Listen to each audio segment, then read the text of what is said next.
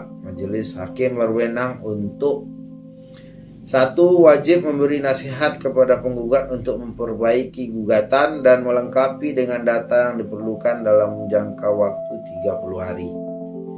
Yang kedua, dapat meminta penjelasan kepada badan atau pejabat tata usaha negara yang bersangkutan.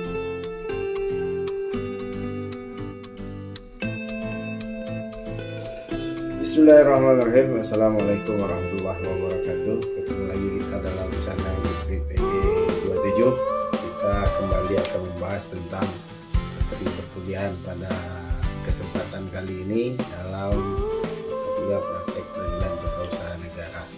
Nah, saya barusan membaca buku tentang teori dan metodologi penelitian hukum, ya, penelitian normatif khususnya.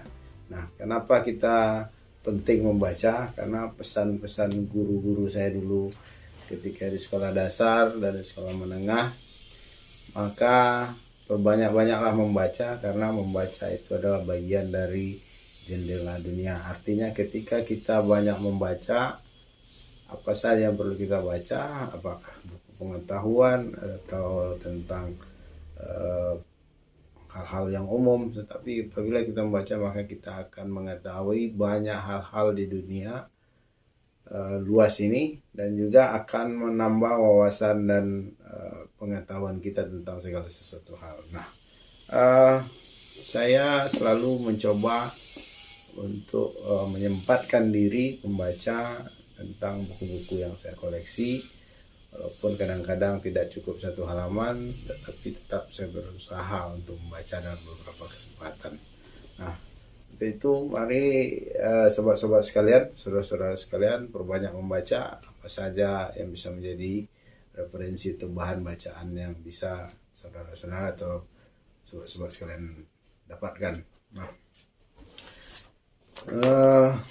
pagi ini kita sebelum membahas praktek peradilan tata usaha negara dalam mata kuliah praktek peradilan tata usaha negara tentunya pada Fakultas Hukum Universitas Muhammadiyah Riau, marilah kita bersyukur kepada Allah dengan mengucapkan alhamdulillahirrahmanirrahim. Alhamdulillahirrahmanirrahim. Akibatul muttaqin. Wassalatu wassalamu ala asyrafil anbiya'i wal mursalin wa ala alihi washabihi rasulillahi ajmain. Kita tentunya tidak boleh lengah atau tidak boleh alpa atau tidak boleh lalai dalam mengucap syukur kehadiran Allah Subhanahu wa taala atas segala nikmat yang sudah diberikan selama ini.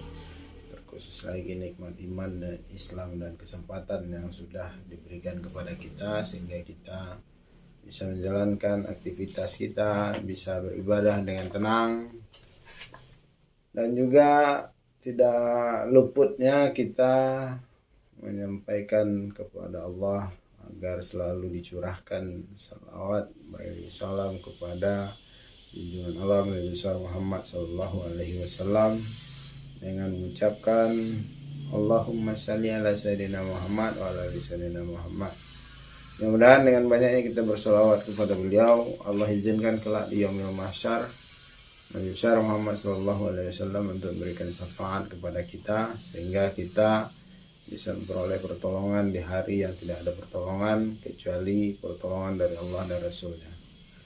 Sebelum melakukan pembahasan materi di dalam pertemuan kali ini, terlebih dulu marilah kita mendoakan saudara-saudara kita yang muslim tentunya agar dilapangkan rezekinya, dimudahkan segala urusannya, dan kepada orang-orang tua kita, saudara-saudara, sanak keluarga yang telah mendahului kita, mari sama-sama kita doakan mudah-mudahan diterima segala amal ibadahnya dan ditempatkan arwahnya di sisi Allah dan dikumpulkan bersama orang-orang yang soleh dan orang-orang yang syahid tentunya.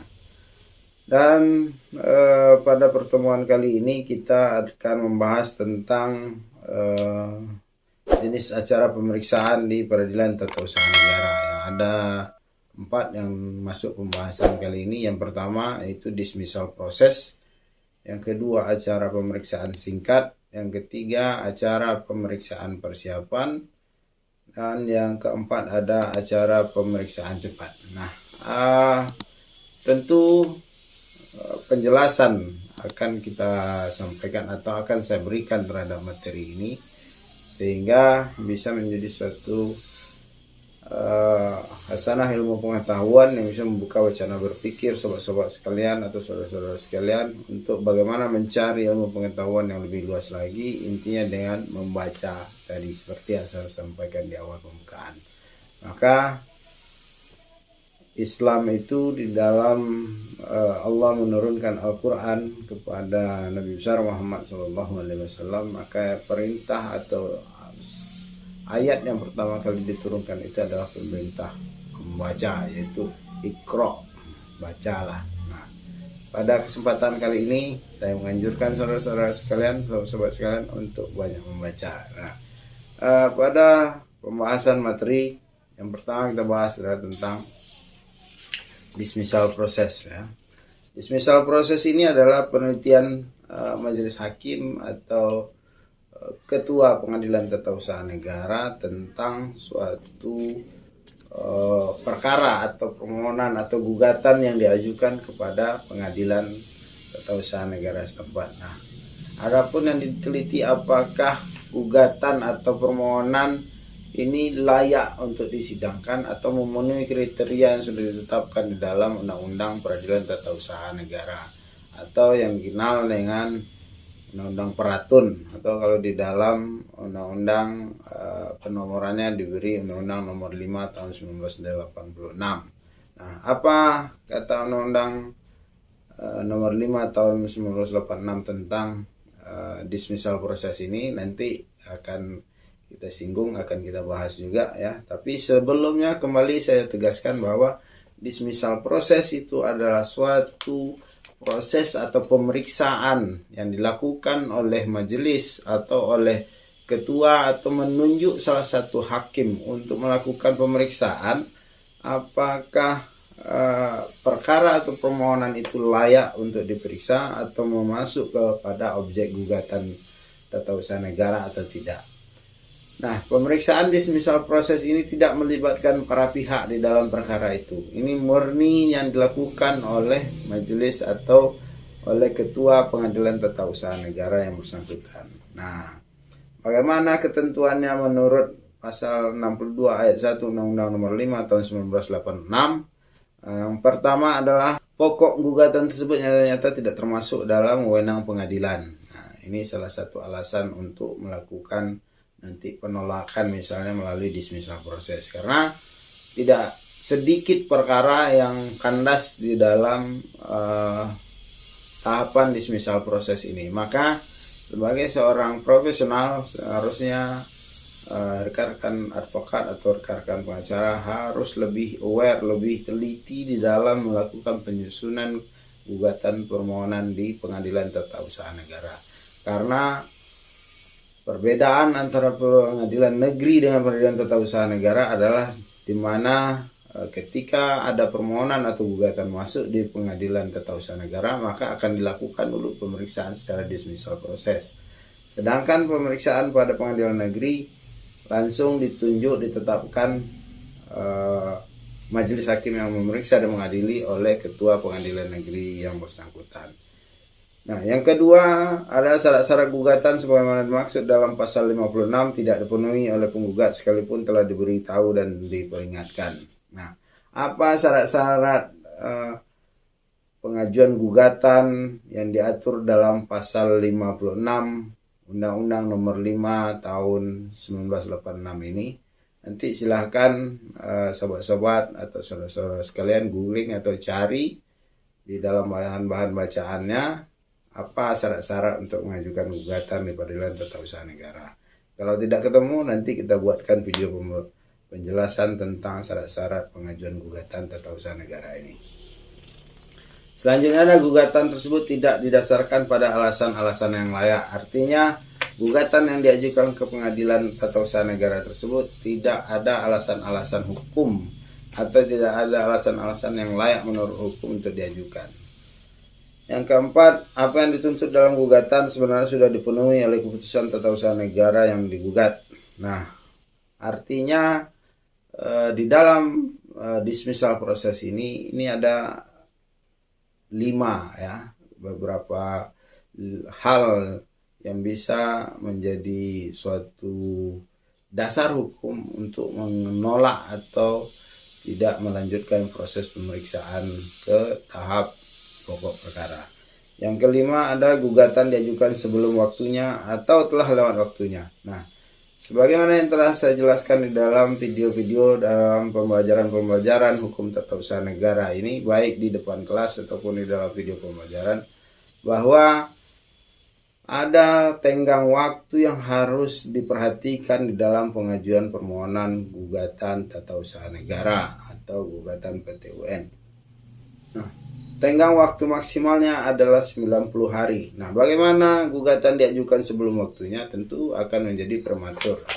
Apakah bisa terhadap suatu keputusan itu diajukan sebelum waktunya? Bisa saja. Misal terjadi suatu keputusan tata usaha negara yang dibuat oleh badan atau pejabat tata usaha negara yang memberikan tenggang waktu pemberlakuan. Misalnya, surat keputusan ini mulai efektif berlaku pada tanggal sekian-sekian. Maka ketika belum mencapai tanggal berlaku efektifnya tersebut, gugatan tidak boleh diajukan karena akan kandas pada saat dismissal proses. Ya. Selanjutnya, acara pemeriksaan singkat. Nah, sifat pemeriksaan acara singkat ini pertama, mengenai acara singkat diatur dalam pasal 62 Undang-Undang Nomor 5 Junto Undang-Undang Nomor 9 tahun 2004 Junto Undang-Undang Nomor 51 tahun 2009. Acara singkat terjadi pada saat dimana setelah gugatan masuk dalam penelitian pendahuluan dilakukan oleh staf kepanitraan selesai, maka gugatan yang bersangkutan diajukan kepada ketua pengadilan dan terjadilah pemeriksaan acara singkat sebagaimana maksud pasal 62 ayat 1 dan pasal 62 ayat 4. Nah, ini tentang acara pemeriksaan singkat ya. Selanjutnya, ada pemeriksaan dengan acara singkat terjadi karena pada saat ketua pengadilan memeriksa gugatan yang bersangkutan yang masuk dan dalam rapat permusyawaratan menyatakan gugatan tidak dapat diterima serta pada saat diajukan perlawanan terhadap penetapan ketua pengadilan yang menyatakan gugatan tidak dapat diterima. Maksudnya adalah seperti ini, seandainya dalam gugatan masuk itu dilakukan rapat permusyawaratan oleh majelis oleh ketua pengadilan tata usaha negara dan menyatakan gugatan itu tidak dapat diterima, artinya tidak dapat dilakukan pemeriksaan lebih lanjut, maka ketua pengadilan tata usaha negara atau majelis hakim yang melakukan pemeriksaan permusyawaratan tersebut harus mengeluarkan penetapan. Nah, terhadap penetapan itulah yang dilakukan suatu perlawanan oleh para pihak yang mengajukan permohonan atau gugatan. Nah, inilah yang menjadi dasar untuk dilakukan acara pemeriksaan singkat terhadap pokok perkara tersebut. Yang keempat, penerapan acara singkat dimaksud agar rintangan yang mungkin timbul dalam penyelesaian dengan cara cepat dan sebagai cara untuk menanggulangi masuknya perkara-perkara yang sebenarnya tidak memenuhi syarat. Nah, jadi pemeriksaan acara cepat ini juga sebagai suatu wadah bagi pengadilan tata usaha negara untuk menanggulangi bahwa tidak semua perkara itu harus masuk ke pengadilan tata usaha negara atau ke dalam proses persidangan materi pokok perkara. Maka dilakukanlah melalui pemeriksaan acara cepat ini untuk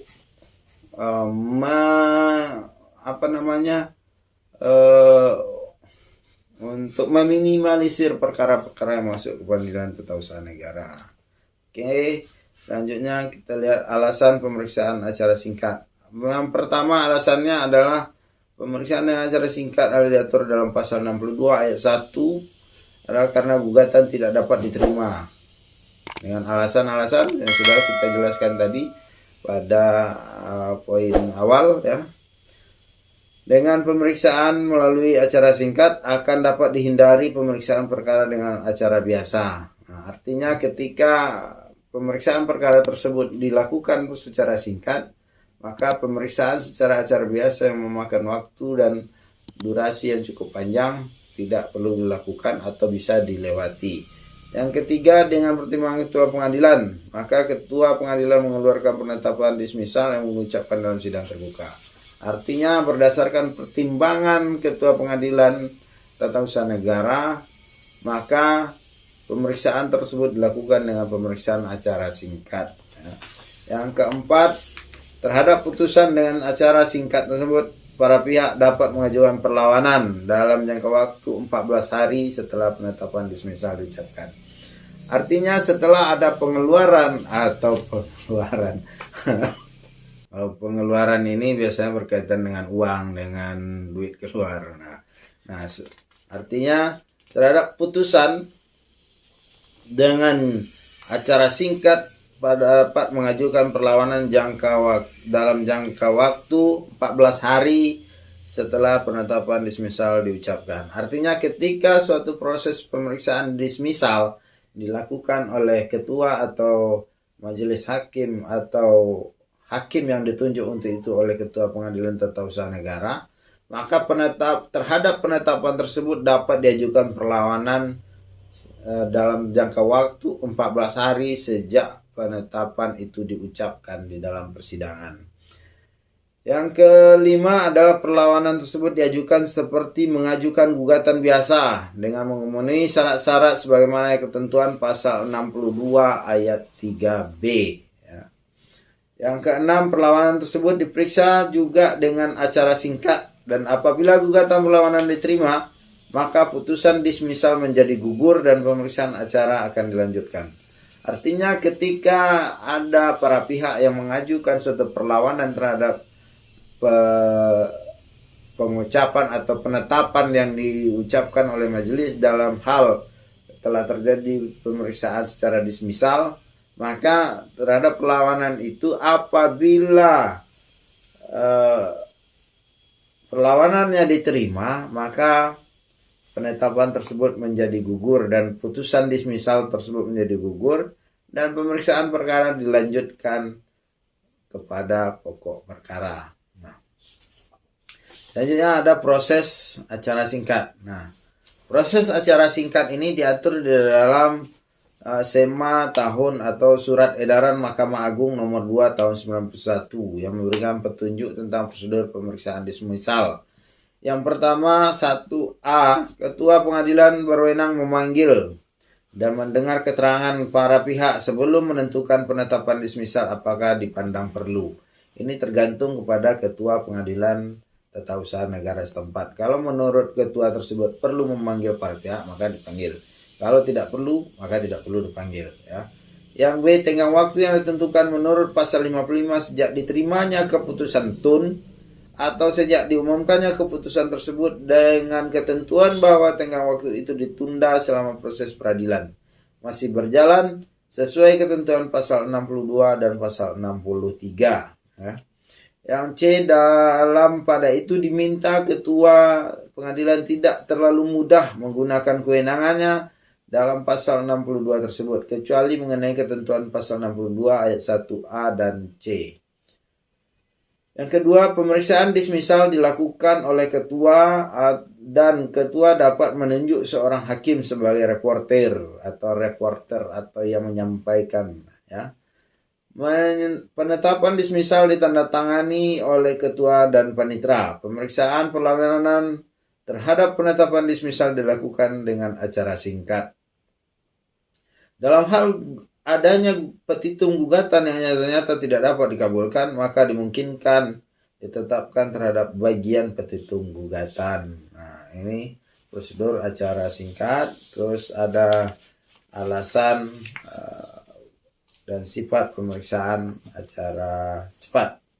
Yang pertama, mengenai acara cepat diatur dalam pasal 98 dan 99 Undang-Undang nomor 5 tahun 1986, Junto Undang-Undang nomor 9 tahun 2004, Junto Undang-Undang 51 tahun 2009. Acara cepat pada dasarnya merupakan percepatan dari jalannya proses pemeriksaan dan pemutusan pokok perkara atau pokok sengketa dari gugatan yang masuk dengan tujuan untuk memperoleh putusan yang lebih cepat dari sengketa yang diajukan. Nah, artinya pelaksanaan acara cepat ini ada hal-hal yang tidak perlu dilalui dalam pemeriksaan acara biasa. Nah, tujuannya adalah untuk mempercepat keluarnya putusan sehingga ada kepastian hukum dari para penggugat atau dari para pemohon. Tiap gugatan yang masuk akan dilakukan pemeriksaan administratif yang dilakukan oleh staf kepanitiaan dan selanjutnya gugatan diajukan dalam rapat permusyawaratan ketua pengadilan. Nah, apabila dalam gugatan tersebut terdapat permintaan atau permohonan agar pemeriksaan dilakukan dengan acara cepat, maka apabila tidak terdapat alasan untuk menyatakan gugatan tidak dapat diterima, ketua pengadilan akan mengeluarkan penetapan yang menentukan bahwa pemeriksaan gugatan tersebut akan dilakukan dengan acara cepat oleh seorang hakim tunggal. Nah, apabila di dalam pengajuan suatu gugatan ke pengadilan tata usaha negara mencantumkan di dalamnya itu ada permohonan untuk dilakukan pemeriksaan secara cepat, maka ketua pengadilan apabila dengan memperhatikan tidak ada hal-hal yang menyangkut terdapat alasan untuk menyatakan gugatan tidak dapat diterima, maka ketua pengadilan wajib untuk melakukan pemeriksaan secara cepat dengan menunjuk seorang hakim tunggal. Ya. Tidak boleh hakimnya berbentuk majelis. Nah, permohonan acara cepat hanya dapat diajukan oleh penggugat. Artinya tergugat ataupun tergugat intervensi tidak dapat mengajukan permohonan acara cepat. Acara cepat ini hanya murni dimiliki oleh penggugat atau pemohon. Ya. Pemeriksaan dengan acara cepat tetap menerapkan urutan-urutan dari acara biasa, hanya saja dalam tempo yang dipercepat. Nah, artinya pembuktian, saksi, bukti tertulis itu tetap dilakukan, tetapi tenggang waktu penundaannya dipercepat dari pemeriksaan acara biasa. Selanjutnya ada tentang acara pemeriksaan persiapan. Diatur dalam pasal 63 Undang-Undang nomor 5 tahun 86 dan surat edaran nomor 2 tahun 91 serta Juklak Mari nomor 52 garing TD garing TUN garing 392 tanggal 24 Maret 92. Surat Mari nomor 223 TD garing TUN garing 10 Romawi garing 93 tanggal 14 Oktober 93 tentang Juklak. Surat Mari nomor 224 TD titik TUN garing 10 Romawi 93 garing 93 tanggal 14 Oktober 93 tentang Juklak. Majelis hakim berwenang untuk 1. Wajib memberi nasihat kepada penggugat untuk memperbaiki gugatan dan melengkapi dengan data yang diperlukan dalam jangka waktu 30 hari. Yang kedua, dapat meminta penjelasan kepada badan atau pejabat tata usaha negara yang bersangkutan demi lengkapnya data yang diperlukan untuk gugatan itu. Wewenang hakim ini untuk mengimbangi dan mengatasi kesulitan seseorang sebagai penggugat mendapatkan informasi atau data yang diperlukan dari badan atau pejabat tata usaha negara, mengingat bahwa penggugat dan badan atau pejabat tata usaha negara kedudukannya tidak sama, dapat pula melakukan acara dengan acara mendengarkan. Yang ketiga, dalam menyatakan keputusan tata usaha negara yang hendak disengketakan itu mungkin tidak ada dalam tangan penggugat. Dalam hal ini keputusan itu ada padanya, maka untuk kepentingan pembuktian ia seharusnya melampirkan pada gugatan yang diajukan. Tetapi apabila penggugat tidak memiliki keputusan TUN yang bersangkutan, yang keempat, tentu tidak mungkin melampirkan gugatan tersebut keputusan yang hendak disengketakan itu. Untuk itu hakim dapat meminta kepada badan atau pejabat atau usaha negara yang bersangkutan untuk mengirimkan. Nah, berdasarkan ketentuan pasal 3 Undang-Undang Nomor 5 Tahun 86. Jadi ketika kita di dalam pemeriksaan persiapan atau pemeriksaan permulaan, yang pertama itu redaksi-redaksi diperbaiki, bahasa-bahasa di dalam surat kuasa diperbaiki, penulisan yang mungkin ada typo dan lain sebagainya di dalam permohonan atau di dalam gugatan yang diajukan itu diperbaiki kembali. Nah, ketika menyangkut basiking yang menjadi objek gugatan tersebut dimintakan kepada penggugat, ternyata penggugat tidak ada salinan aslinya, maka dengan kewenangan yang dimilikinya, pengadilan melalui ketua atau majelis yang memeriksa dan mengadili perkara dapat memintakan kepada tergugat untuk membawa salinan asli atau salinan resmi terhadap basiking yang dikeluarkan oleh badan atau pejabat atau usaha negara yang bersangkutan. Yang kelima, pemeriksaan persiapan tentunya terutama dilakukan untuk menerima bukti-bukti dan surat-surat yang berkaitan. Dalam hal adanya tanggapan dari tergugat, tidak dapat diartikan sebagai replik dan duplik bahwa untuk itu harus dibuat berita acara pemeriksaan persiapan. Nah, mencabut penetapan Ketua PT UN tentang penundaan pelaksanaan keputusan TUN apabila ternyata tidak diperlukan. Yang ketujuh, dalam tahap pemeriksaan persiapan tentu dapat dilakukan pemeriksaan setempat. Majelis hakim dalam melakukan pemeriksaan setempat tidak selalu harus dilaksanakan lengkap. Cukup oleh salah seorang anggota yang khusus ditugaskan untuk melakukan pemeriksaan setempat. Penugasan tersebut dituangkan dalam bentuk penetapan. Selanjutnya, acara pemeriksaan cepat. Pemeriksaan dengan acara cepat dilakukan apabila terdapat kepentingan penggugat yang cukup mendesak, yang harus dapat disimpulkan dari alasan-alasan permohonan. Penggugat dalam gugatannya dapat memohon kepada pengadilan supaya pemeriksaan sengketa dipercepat. Pemeriksaan dengan acara cepat dilakukan dengan hakim tunggal. Nah, pemeriksaan dengan acara cepat dilakukan dengan hakim tunggal berdasarkan permohonan yang diajukan oleh pemohon atau penggugat karena ada kebutuhan yang sangat mendesak sifatnya yang harus dipenuhi. Yang kedua, ada ketua pengadilan dalam jangka waktu 14 hari setelah diterima permohonan pemeriksaan acara cepat mengeluarkan penetapan tentang dikabulkan atau tidak dikabulkan permohonan tersebut. Terhadap penetapan tersebut tidak dapat digunakan upaya hukum atau tidak dapat diajukan upaya hukum. Artinya ketika pemohon di dalam gugatannya atau penggugat di dalam gugatan yang mengajukan permohonan untuk pemeriksaan acara cepat, maka ketua pengadilan negeri wajib dalam 14 hari untuk menerbitkan penetapan atau mengeluarkan penetapan apakah permohonan penggugat tersebut diterima atau ditolak. Nah, jika permohonan tersebut ditolak, artinya penggugat tidak dapat mengajukan upaya hukum apapun terhadap penetapan tersebut. Yang selanjutnya, dalam hal permohonan pemeriksaan yang acara cepat dikabulkan, ketua pengadilan dalam jangka 7 hari setelah dikeluarkan penetapan, hari, tempat, dan waktu sidang tanpa melalui prosedur pemeriksaan persiapan, tenggang waktu itu diwajib untuk jawaban dan pembuktian bagi kedua belah pihak masing-masing ditentukan tidak melebihi 14 hari.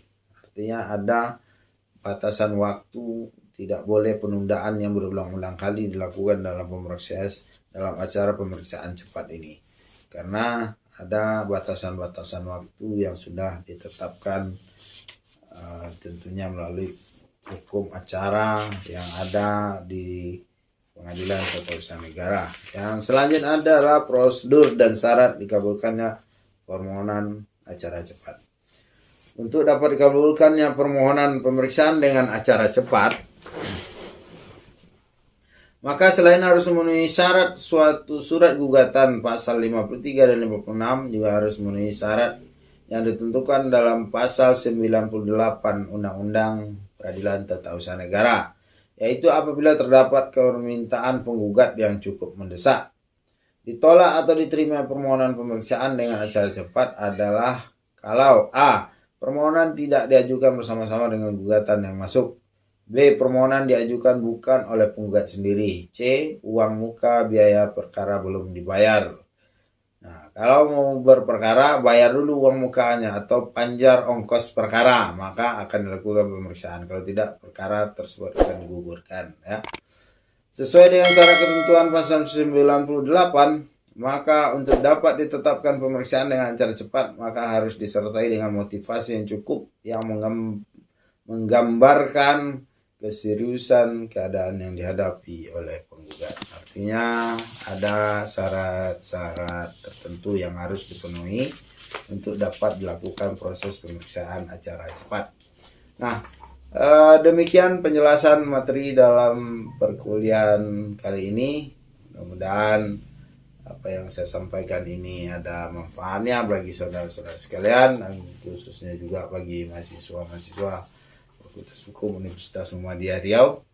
Nah, kembali saya tegaskan bahwa apa yang saya sampaikan atau apa yang saya jelaskan di dalam pembahasan materi ini bukanlah suatu kebenaran mutlak dalam praktek peradilan tata usaha negara, tetapi ini adalah sebagai pembuka wacana berpikir sobat-sobat, saudara-saudara sekalian, bagaimana untuk mencari suatu ilmu pengetahuan yang lebih luas lagi, maka harus lebih banyak membaca lagi. Bacakah literasi-literasi yang ada atau buku-buku yang ada, artikel, jurnal, dan lain sebagainya.